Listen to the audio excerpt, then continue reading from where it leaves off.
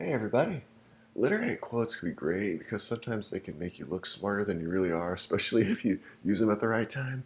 Now these quotes in literature, they're meant to express important thoughts. Now I picked five famous quotes from five famous novels, but I I didn't read the novels to find the famous quotes. I cheated a little bit. I'll be upfront about this. I used the internet to find the famous quotes, and maybe that's cheating because the internet is full of lists. There are plenty of websites out there. They list literary quote after quote.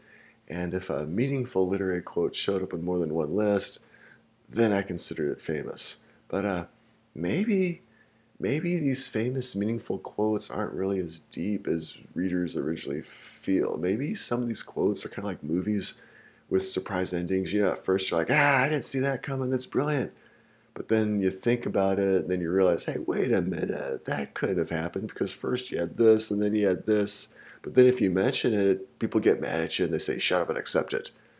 But maybe these famous, deep literary quotes are kind of like that. Once you put some thought into them, maybe you just realize that some of these famous, deep, meaningful literary quotes are just plain nonsense.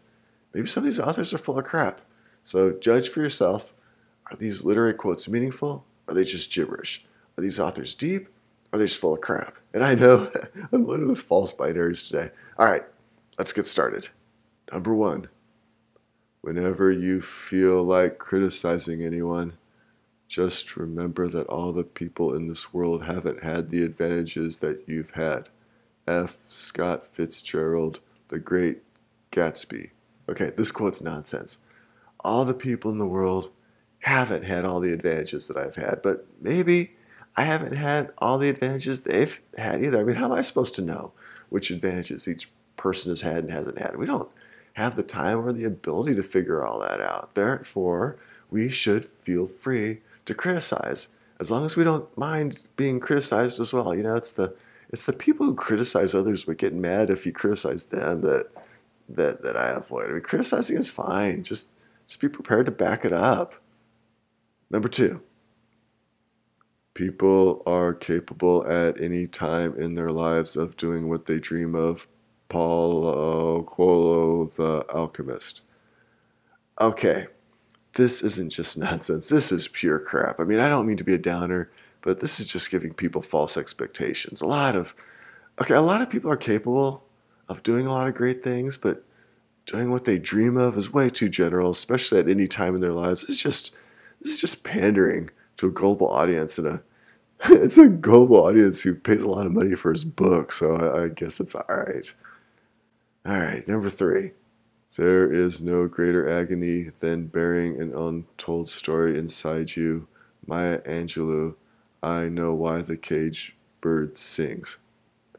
Whew, all right, nonsense. The word agony by itself is a bit strong for bearing an untold story, but the no greater agony, that's pure bunk. There are plenty of things that are greater agony. Sometimes the experience or the trauma of the untold story is worse than the untold part. Sometimes telling the untold story is worse than keeping it untold. I mean, you might say, like, how is that? Because if you tell it, then you're burdening other people with it. Now, if you end up making tons of money and get lots of prestige off your previously untold story, if you're cashing in on your agony, then see, I don't know. I'm still working through that part. I mean, that could go either way. I mean, maybe it's good to unload, to tell the story and let people know, and then profit off of it. I don't know. I'm just rambling now. Number four. People think a soulmate is your perfect fit, and that's what everyone wants. But a true soulmate is a mirror, the person who shows you everything that is holding you back, the person who brings you to your own attention so you can change your life. Elizabeth Gilbert, Eat, Pray, Love. Okay, I'm not convinced that Eat, Pray, Love is literature, but I despise the term soulmate. And any quote that involves the term soulmate is nonsense, unless the quote is calling the term soulmate nonsense. To make things worse, people who believe in soulmates have high divorce rates. I think Elizabeth Gilbert got divorced from the soulmate that she was writing about. I'm not saying that in a kind of way. I mean, I don't have statistical proof to back up that soulmates are more likely to get divorced. I mean, I just have anecdotal evidence. I know that's wrong. I know that. I know that. I'm just showing that they're not immune. That the people who claim to be soulmates are not immune from divorce, which means the term is nonsense. At the very least, it's misused a lot. And I know I know after the divorce, sometimes the people who believed in soulmates often deny that they ever believed in that soulmate foolishness. I don't think Elizabeth Gilbert did that, but I do know someone who did, and it was hilarious. I mean, years and years after it happened, it was hilarious. I mean, not at the time for the poor soul. All right, hope you know what I mean. Okay, number 5. Not all who wander are lost. J.R.R. Tolkien, The Lord of the Rings.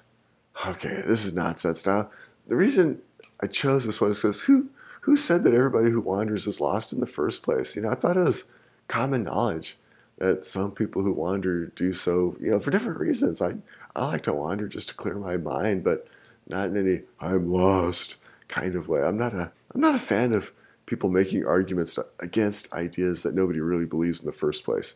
Okay, now I know that this quote was used in a certain context in the book, and that context makes the quote make more sense. And I'm not going to explain it because people who've read Lord of the Rings already know what I'm talking about, and nobody else cares.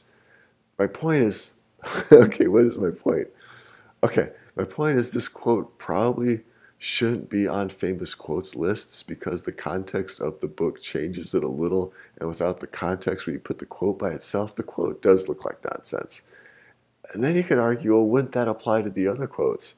It actually is a good question. So I'm going to ask you, what do you think? You know, am I taking all these quotes out of context or outside of the context of the book? I mean, and what other famous, deep, meaningful literary quotes do you know that truly don't make much sense? Okay, let me know in the comments below.